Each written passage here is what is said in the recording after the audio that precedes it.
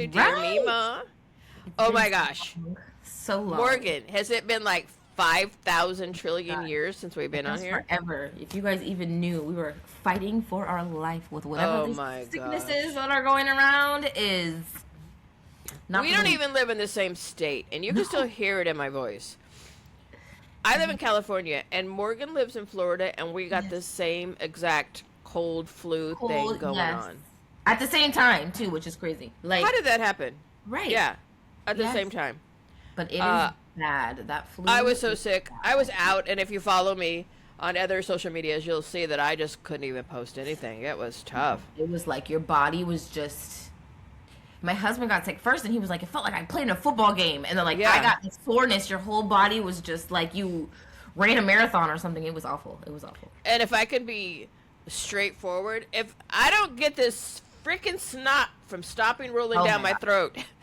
That and like the cough, it's like, man, it just that's what causes it. It's like ridiculous. And even just the exhaustion still, like by the end of the day your body is just like worn out, and I feel like I haven't even had a bunch to be as worn out as I feel. And let me tell you about our debacle. Yes. Before we got sick. So Morgan and I decided, hey, let's film a podcast. Right. We film a 25-minute podcast. It was beautiful. I don't even listen to it because the place where I filmed them, the app, does a really good job. So I don't even listen to it. And everything seemed like it was fine. Yeah. Right? It was uploaded. Everything was good. Right. And I posted. It was not good, but it was good. And the first comment I get, I posted on YouTube, and the first comment I get is, we can't hear Memaw. So there's Morgan having a conversation with herself. It's perfect. It's great. We love it here. I was like, oh my gosh. So I took it off and tried to fix it. It was not a fixable problem. Yeah. So we were trying to. So we've got to talk about that letter again. I've got to find that letter again and talk about it. The effort was there, you guys. We tried. It really was recorded. Yeah. And the next day was like when everything hit the fan. And then I got sick, and Memaw was sicker, and then we was just trying to survive at that point. You know, and we're trying to plan. I don't know if we've told you guys, but my son Trey, which is my third son, fourth kid, yes. Is getting married in about a month. Yes. Oh my goodness gracious. Right. Yeah. You thought you've seen Memaw Morgan content for real? Just wait. Oh my gosh. Wait till the wedding. Morgan and her family is flying down here to California. Yes. And we're going to be partying at an outdoor wedding, which is my favorite. It's going to be such a busy weekend. It's going to be so fun though. It's so fun. Tell them what else you're doing that weekend, Morgan. Oh my gosh, you guys. My son, well, it started with his daddy. His daddy is a diehard LeBron fan, okay? Not even LeBron. Like the teams that we just love LeBron, okay? So in our house, we are LeBron people. So last year, it just so happened that on my husband's birthday, who has the same birthday as Memaw. Can you believe that? Right. Side note. Caveat. Yes. Her husband's birthday is the same birthday as mine. And we'll talk about birthdays later. Yes. They're coming. It's coming up. March. So last year the Lakers played in Orlando, which is like a couple hour drive from us. So we went up to Orlando. I got him and my son tickets, and they saw him, which I was stressed because then LeBron got hurt last year, and then that was his first game back as the game that they went to. But I was stressed. Right. But my son in the process, I'm like, you have to see him play though, like at home, like in at LA. His home environment, right? It's just different to see him playing in LA. So with the LA crowd, right, and being at home, all that energy. So I'm like, Jay, we gotta take you to one at home, okay? So it just so happened then Trey, my brother, is getting married, and they play at home that weekend. So the wedding is on Saturday. They play at home on Friday. So wife of the year, mom of the year, got tickets for them to see LeBron in LA. We fly into LA. They'll see them. Then we gotta drive to Memaw's house for the wedding, but Jalen's excited, and Jalen thought that I had like broke it down. He's like, "Mommy, I'm so excited." And I'm like, "Jalen, we're not going to California to see LeBron. We're going because Uncle Trey is getting married." He's like, "What?" Devastated. So he is going to. He's going to be so happy.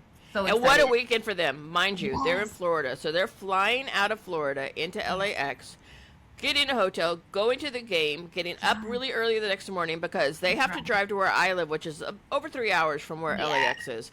And then we have to get ready because the family has to be there at 1 to take pictures. The wedding starts at 3 or 3:30. Yes. And then it goes until like 9 o'clock at night, and with a dance floor and a DJ and an outdoor wedding and a taco truck. So fun. Kelly, do you have a taco truck for your wedding? I remember Dad had a birthday party one time, and we had Taco Man in the backyard, and I'm like, the fact that I can just go get tacos. Like, as many tacos, there's no limit. You can't tell me that I have to stop. And it's like tacos and rice and beans. Can you imagine how... With the cilantro and the onion. Yeah, it's going to be so tacos. good. Yum. Nobody makes Mexican food like we have where we live. So anyway, and we're going to be partying on out till 9, and then I'm going to come home with the children, and then they're going to a club that stays open till like 1 or 2 in the morning. So Morgan and her husband, I'm sure, will go clubbing while Memaw sleeps.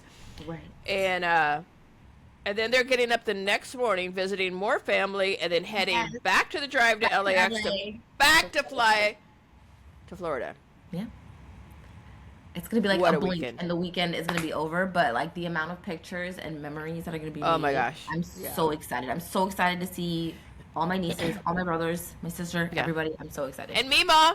And Memaw, sorry. Memaw. Duh, I'm the last on the list. What the heck? Let's cancel this podcast now. My kids are very excited to see Memaw and Memaw's cats. They're very much cat people. My sister has cats. They always ask about cats. Memaw's cats. Cats are priority to humans in my daughter's eyes. Well, they'll have a good time. They'll have a time. So we're gonna end up being a cat. I'm gonna have to blame Memaw for it. And you know, Trey and Chrissy got a new dog too. So yes, Jackson, so black lab puppy. Yes, we have a dog. We are dog people too. So yeah. Yes. Okay, let's talk about what we're going to talk about, Morgan, because me and you can just go on and on and on and on. We talk about this mom stuff for days.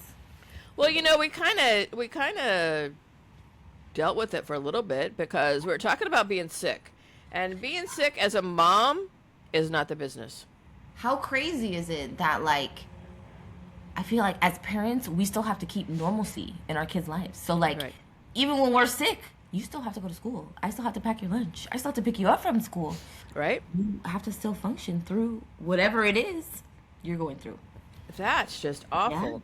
Yeah. And you know, what we're talking about today is women seem to have the role that they didn't technically apply for.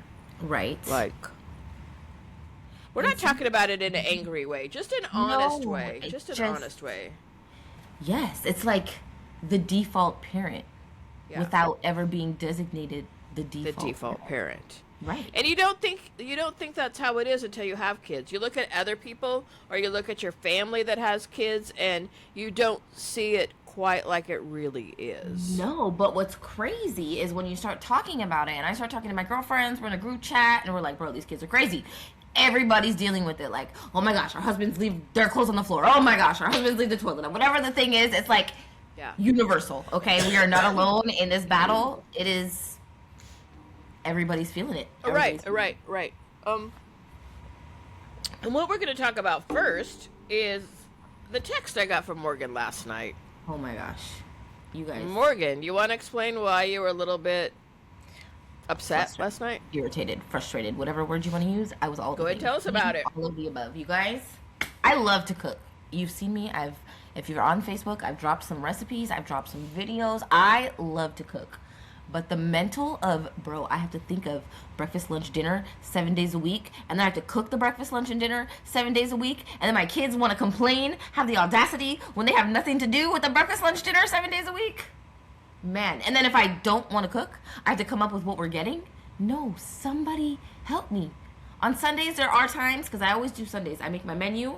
What are we going to eat for the week? And then I do my grocery list and we do our grocery shopping. So I'll be like, what do you guys want to eat today? Give me some ideas. Give me some ideas. Because it is hard to be that person to think. And then it's like, I get sick of eating the same thing. I want to switch it up. But then maybe we have football practice one night and I don't have as much time or I have to work late. And it's a lot. It's a lot. It's a lot. Yes. And it tends to always fall on the woman. I don't know why society made it that way, except I guess if you go back in history. Right. Back in the 50s, when the woman stayed home and took care of the household. And there's women that do that today too. But I'm guessing that it was proposed that that was her job, quote I think unquote. so. Even like, just not even the action of what you're doing, like the mental load of like remembering everything. Like, one kid will dress down this week, but then somebody else, my other kid has a different dress down, but then I got to pay for this field trip for the other kid, and then it's the teacher's birthday, and then this one has early dismissal, and then it's like, then I have to also think about dinner. Are you crazy? Like, it's crazy. It is crazy. And again, who decided you managed dinner? Who decided you tracked the toilet paper? Who decided you signed the field trip forms? Who decided that? Right. I saw a quote one time. I don't remember the exact verbiage used, but it was to the extent of, my husband, like, does he think there's a magician in the house that just replaces his when it's out? My gosh, yes. You know, so many little things, and it's not even that the things are a big deal. Getting toilet paper, it's not a big deal. But what I remember in getting toilet paper and cooking dinner and packing lunches, and this kid doesn't like carrots, and that kid doesn't like ranch, and this kid doesn't like potatoes. It's like... Well, I was thinking, I made myself a list of how a woman is kind of like the supply manager of the house. And it's like, you're really... I've heard somebody refer to like not an office manager, but like you're like a CEO. Like you're a CEO of a company, and you're running this company that is your family that you need to flow well. Exactly. And you go, I made a list. The supplies that the manager needs to do. Toilet paper, paper towels, trash bags, laundry detergent, shampoo, birthday gifts, teacher appreciation gifts, Christmas magic, and doctor appointments. And then I'm always the mom that I'm like, I want to do hands-on. So I want to make something. You make something. Make it personal. Make it cute. I love giving gifts. So I'm super big on being intentional with gifts. So then that's just more. I don't even know why we do this, though, because I know I was a single mom with 5 kids. 5 little kids. Right. And I still wanted to coach the soccer teams and the basketball teams and all that. I did. You know what? Why? I was telling somebody there's something like healing your child when you do things. Like, when I get to take my kids to Disney, I feel like a kid. And I feel like, you know, like you get to be a kid again and like heal that inner child that maybe you didn't have those things growing up, or maybe you didn't have those experiences. So maybe you didn't have a mom that coached your soccer team. So you know what? I want to experience that with my kid, so I know what that feels like. But coaching soccer, you guys, that's just coaching a kid's sport in general. Don't even get me started. That's a whole another podcast. Well, I remember back when my youngest daughter was 4 and a half. That's when they started soccer where we lived then. And so I was going to coach her team. And Morgan, do you remember you were my assistant coach? Because Morgan's very good at soccer. Just get pictures. When we had found all those old pictures, I think there was one where I had all the kids around me and we were... Yeah, they loved Coach Morgan. Oh, my gosh. Forget Coach Memaw. They loved Coach Morgan. And the parents, though, they trust you. Like, I had to coach my daughter. I started London at, maybe 4 or 5. Mm-hmm. And this was my last season because Florida's weird. I don't know, where we live, it's co-ed, and I'm not really, like, about my daughter playing with boys at 10. So, like, if she wants to play soccer, I want to get on an all-girls team. But we did it for a couple years, and for those 4 years that we did it, parents are like, we want you. Let us know when you're coaching. Let us know when you sign up. So I have had some of the kids for the same last 4 or 5 years. It's cool to see them develop from when we started to then where they were at this last season. Right. And you know, just for the record out there, Morgan's an excellent soccer player. She played club, she played high school, and her club team won state in California. Yeah. When Morgan was probably 16, maybe. They won state, and Morgan was one of the forwards, so she was a top scorer. And until her heart decided to give out one day on the soccer field. Like to be old when I was not old. We'll talk about that sometime, because there's other parents out there that go through not only raising kids, but having one that has health problems. Yeah. You know, that's not easy too. You can imagine throwing that in the mix too. Because my kids are very healthy children, but like even when they catch an ear infection, I'm like, my son had to get tubes in his ear, and that was like bro, I was like crying. By the time I even had tears rolling down my face, he was already out of surgery. Like, it was the shortest surgery ever, but it's stressful. It's a period. It's stressful. When you think back, I wonder how many times we were at the pediatric cardiologist or the emergency room, Morgan. Over 100. Oh, easily. Right. Yeah. I was definitely the hospital kid when I was little. Yeah. Yeah. Anyway, let's talk about full-time moms, because I don't think full-time moms get the kudos that they should. That is a full-time job plus an extra full-time job. It is like 2 full-times. Yes. And you know what? When you have a real job, as society says, you get breaks, you get to clock out, you don't require multiple job titles. Right. You get time to yourself. Right. We're talking about all these responsibilities. Here I am. Listen, my best friend's daughter needs help reading a book, so I had to get that book to help her read the book. And then my son has a book report, so I'm reading this book to help my son with the book report. It never ends. It never ends. Yeah.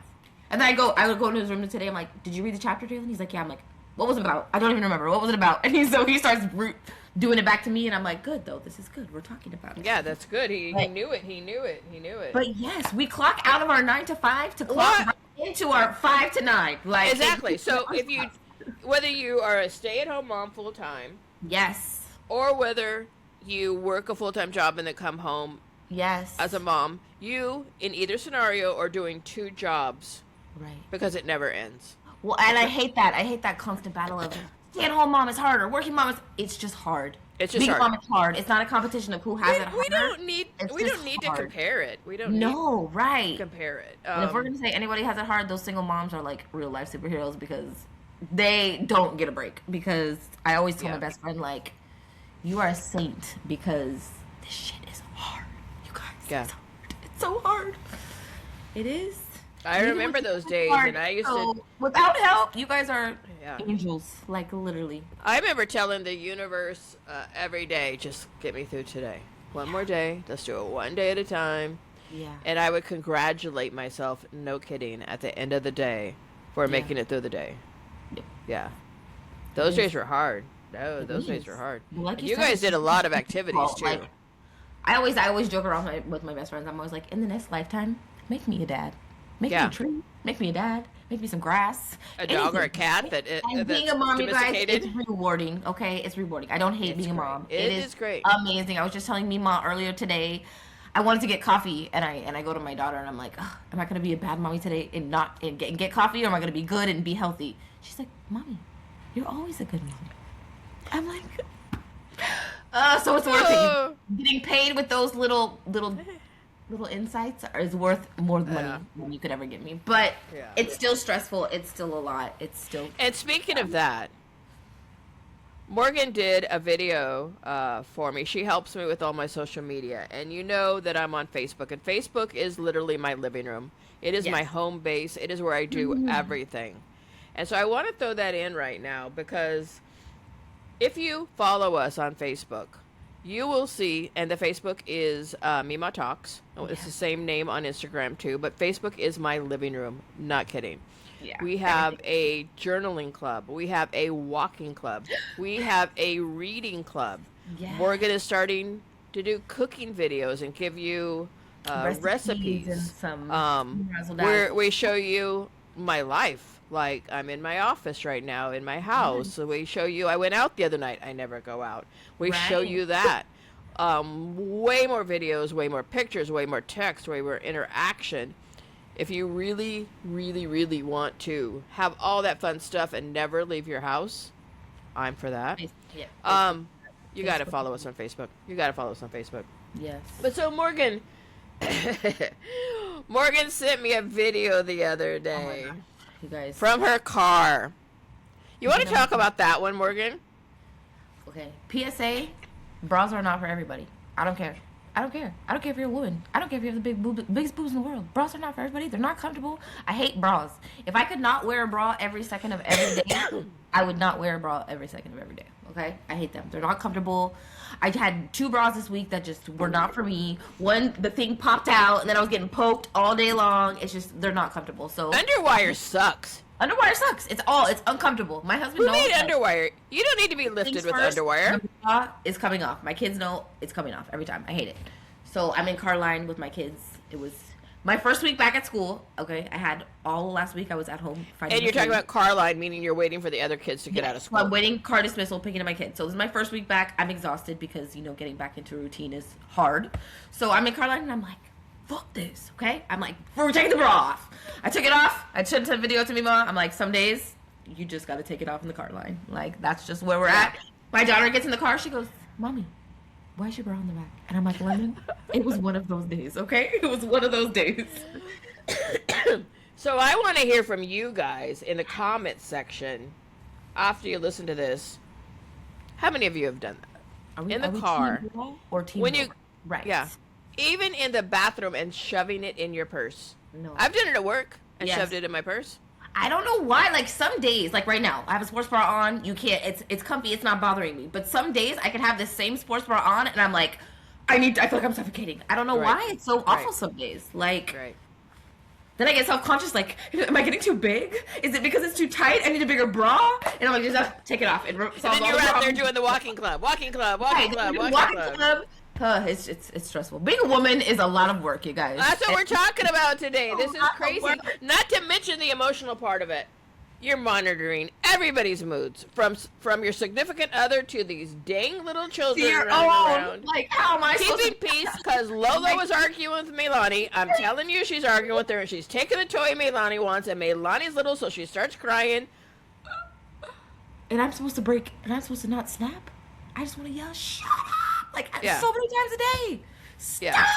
But then it's like, with kids, everything is teachable. So I have to, like you said, be the calm. So then we can have this as a teachable moment. Right. Although, in my head, I'm like, I need like 15 shots of tequila right now. It's only 8:30 in the morning. Right. Like, is it frowned upon to spike my coffee? I don't know. Okay? Well, the thing is, you have to soften your conversations with them because they're kids.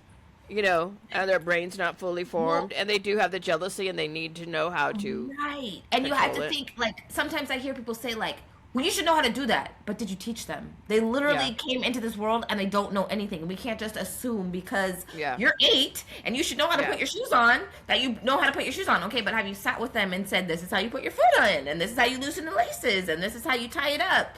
No, they're not. And, you have to also remember which kid is sensitive about what. Right. One of my children, we'll say this because we won't mention names. One of my children had a bedwetting problem. Yes. Until they were like 11 or 12. And so we kept that a secret from everybody else. Right. And Morgan helped that child out when they were little, washing sheets and things like that. But we treated them different in that aspect. Well, that, and I think that your kids. Like, I have 3 kids. Some of my kids, I need to raise my voice because you're not going to listen if I try this gentle parenting shit. Right. Okay, that's just not what it is. But then my oldest, if I'm snapping on him, he's going to shut down. And if you snap on me, I'm going to shut down. I used to have a coach when I played soccer that would yell and yell, and there was times on the field I sat my ass on the field because I'm like, no, like, we're not doing this. This is not how you get through to me by yelling at me. So, well, sometimes, the men coaches had a hard time dealing with 15 and 16-year-old girls because if you don't have girls, you don't realize the emotional. Right. Girls are emotional. Yes. Boys are bad and girls are emotional. If I had to throw them into categories, which are generalizations. I don't say bad. Bad is a. I don't know. Your brothers? Well, not all of them. Boys are, what is the word I use? They like to. I can't think of the word right now. They just like to test. Test you. They like to test. How far can I take it? I always tell my husband, my daughter is, I know they say boys, girls. Maybe my daughter was supposed to be boy. I don't know. But no does not mean no to her. No means if you tell me no that you're not going to do it, I'm going to figure out how I can do it myself. I've walked into her on the kitchen counter getting cereal off the refrigerator because she wanted cereal and I told her no. But Morgan, does that not remind you of your brothers growing up? Yes, just mischievous. That's the word I like. Mischievous. Yeah. Boys are very like, and if I put sand inside this fan, what's going to happen? Like, we just want to just explore, and you have to let them do it sometimes. Sometimes we have to learn lessons the hard way. So sometimes my kids have to teach themselves the lessons, and You can understand that or you cannot, but that's just parenting. Well, with Morgan growing up, she was the second kid. So she's older than three of them. Yes. So she remembers all that quite a bit, especially with the youngest two. You guys, she remembers that quite outside. A bit. Where's Trey? Where's Trey? Outside looking in trees. Where's Trey? Trey is at the top of the tree and in the front of the neighbor's lawn. Can we please get Trey out of the tree? That was Trey. We probably have pictures of Trey where you have to squint like this to see him, and his little body's like, where's Waldo in the top of the tree? In the top of the tree, like 3 stories up. And I remember I came out and took a picture back in the day, the old cameras, because we didn't have phones back then. And I said, I'm going to go back into the house, and you're going to climb down the tree. Yes. The emotional crap we go through as women and moms. But if we complain, we are ungrateful. Right. If we stop doing it, we are lazy. If we ask for help, we are nagging. Yes. I think it is so important to find a mom tribe. Like, you have to have your people. Yeah. I have my people. I mean, my mom is definitely one of those people because the things she has to hear, sometimes I just like, bro, I'm just going to cuss and be left to right because I'm frustrated. But you have to have your people that you can let it out, and they're not going to be like, you're a bad mom. But no, they're going to be like, that's right, girl. That's right. That's exactly right. Them kids is crazy. It's not you. Like, you have to have your back. You got to have people. Because you have to get it out. Because if you don't, just like if you don't ask, sometimes you get resentful. But even being able to vent to somebody. Because what I tell Morgan when it's a deeper subject, Morgan, are you just venting to me, or do you want me to solve a problem? Right. Right. Because you listen to it different. It is you listen to it different. And some people don't. I don't want you to solve my problem. I'll tell Morgan from the beginning. I'm just telling you about it. I don't need I don't need an answer. And it is important because sometimes I feel like you think you're the only one that feels that way. And then you vent it out and your homegirl's like, bro, my kids is crazy too. And you're like, okay. It makes you feel, I know it sounds bad. Like, I don't feel better because you have shit going on that I also have shit. But I feel better because I know that I'm not crazy, and I'm not the only person. Again, that whole guilt thing. We're thinking, I must be doing a really bad job as a mom if my kid climbs on top of shit and disappears into the tree, my kid's running up and down, screaming at the grocery store, whatever it is. Yeah. Right. Yeah, and somebody else's, and then you find out other people's doing this. I remember, let me just tell a quick story. Can you imagine going grocery shopping with 5 kids and 1 mom, me? Can you imagine and we that? went for 2 carts because we'd have 2 carts. Food. My oldest, we'd go shopping is what we called it, because we'd buy a fudge ton of groceries at one time. Re-up, basically, on everything. Because I couldn't keep doing this, going to the store all the time. Right. So we would buy a fudge ton. Yeah. So Mike, the oldest, would push 1 cart, and I'd push the other cart. And everybody be trying to throw shit in my basket. Do you remember that? The boys would try to snick. I'm going to see this stuff when we unpack it, but they figured, well, maybe if Mike's unpacking his. Oh, no. It wasn't even unpacking. You know what Jalen tried one day? That boy, we're doing self-checkout, and I turned to grab something. That heifer had grabbed Reese's, swiped the Reese's, and put it in the bag while I'm over grabbing stuff out the carts. These kids are bold, y'all. They're bold. Yeah. But one day, so my youngest 2 sons, Trey and Dane, either loved each other or hated each other. Mostly loved each other because they shared the friends, they shared the bedroom, they shared the activities. They mostly, 95% of the time, loved each other. But that 5% would jump out. We even had to break them up fights when they were grown-ups. But this one, Trey really wanted, it wasn't cereal or something, Morgan, in one of the aisles. And I was like, Trey, we don't need that cereal. We just don't need that cereal. So Trey decided to lay on the ground and start doing that kicking thing. Do you remember that? Yeah. And we the kicking thing. And we were to the next row over because we were going up and down all the rows. We can still hear him over there. And Dane, who is our sensitive one, like Morgan's son Jalen, said, we're going to lose Trey if we don't stop. Listen, ain't nobody taking that kid home screaming like that. Stop it. Do you remember we used to say that? Like, nobody would take this kid. He is so freaking bad. Man. But when you find out other people's kids throw tantrums in the store because they don't get what they want, what are you supposed to do? Well, and isn't it so funny? I don't want to say judgmental, but how, like, before you have kids, you're like, oh, my kids would never, bro. My kids are eating sand. My kids are rolling in the dirt. My kids are not wearing shoes outside. My kids, you would have all these things. My kids would never. My kids. Yep.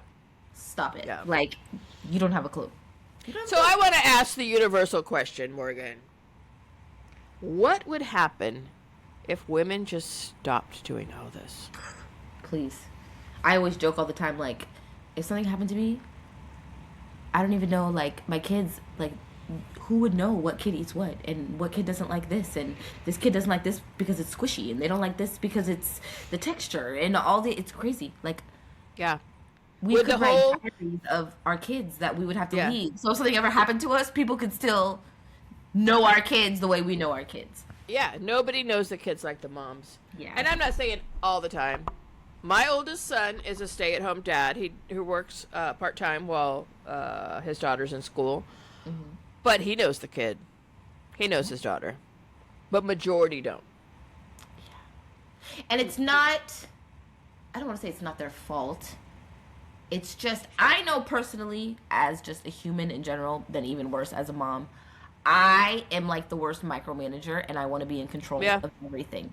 I agree. And why do we do Why that? I take it on, because I need to know when the doctor appointments are, and I need to know when the school events are, and I need to know. And I agree with that. And because then, you know what, at the end of the day, if the ball gets dropped, it's my fault. Because so then I don't know. It's something about I don't know if it's pride, I don't know, but it's like, we stress ourselves out, but like, I also know that I do it to myself because. And that's a great answer to this whole thing is, like, I think we like to do it. Yeah, like, it's like, not We an just don't addiction, but We like. just don't like all the pressure and all the lack of sleep and all the being tired and all the knowledge we have to keep in our head. Yes. Where's the balance there? Is there a balance? I don't know. I don't know because either. it is. Those are like also rewarding moments. Like, I love to make dinner, and when my son wants seconds, I'm just like, I'm the shit. Like, you can't tell me anything tonight. My son had 2 plates She of will food. text me and go, Yes. Jalen ate like 3 helpings of whatever it is she made for dinner. The Tacos, whatever it satisfaction would you be. get out of that, and when you remember, oh, I dressed them in blue socks, and it's Blue Sock Day. Like, there's just some type of, I don't know, like, warm feeling you get when you do things right. When we were getting ready to do this podcast, I had some thoughts. What if we did this, Morgan? What if we chose one day a week where our significant other handled, bare minimum, the food prep and cleanup? They have to decide what we're eating. They have to buy what we're eating, or tell, not me, I don't have a significant other, but tell you or whomever out there that's listening to us what they would need to do that. So while you're doing your weekly shopping or bi-weekly shopping, you would pick it up. Mm-hmm. And they not only prep it, they serve it, they clean up after it. Just one day. Well, and I've seen some dynamics where even I cook, you clean. Like, I cook the meal, and then you clean up the dishes. Things like that. And I will say my husband's great at, like, he'll come home, and he sees me, like, in the thick of it, and he's like, what can I do? And I'm like, give this one a bath. Make sure this one did his homework. And so I think we as women have to be able to delegate things. I was just going to say delegating is the word. And we need to let the significant others know that we want help.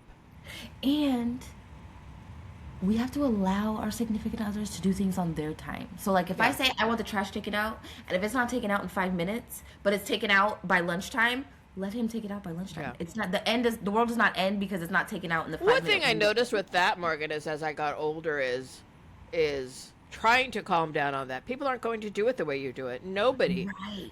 I mean, if I came to your kitchen right now and I started chopping the onions, it might not be the way you chop the onions. Right. It might not be. I usually chop stuff on a plate. I don't even know if I own a cutting board. And you might go, Memaw, you're supposed to do that at a cutting board. Right. You know? So I don't care whether it's your significant other or your mother.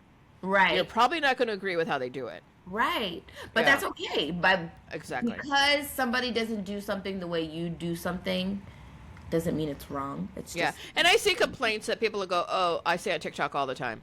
My husband dressed our kids, and they'll show the kid and laugh, and I'll go, that's not nice at all. No, I don't like that. I don't like the shaming. I don't like the talking about. I think if you have something that you want to address, you need to address it with your person, because being passive aggressive is not. Yeah. And so what, they put it on wrong, like they might have not snapped a snappy thing, and so it's out instead of in. So what? Favorite thing in the world is when my husband does a ponytail on one of my girls. Like, it's literally my favorite thing in the world. Like, girl dads, kudos to you guys, because you're special. Like, you guys are really special. And I just love it. I think because I know how hard he worked to get that ponytail in it. And it's not the tightest, and it's not the prettiest, but my daughter will be so proud that daddy did her hair. And then my husband, is the man because he did this ponytail. Like, you have to give. I feel like you're almost hurting your partner by not letting them take on roles.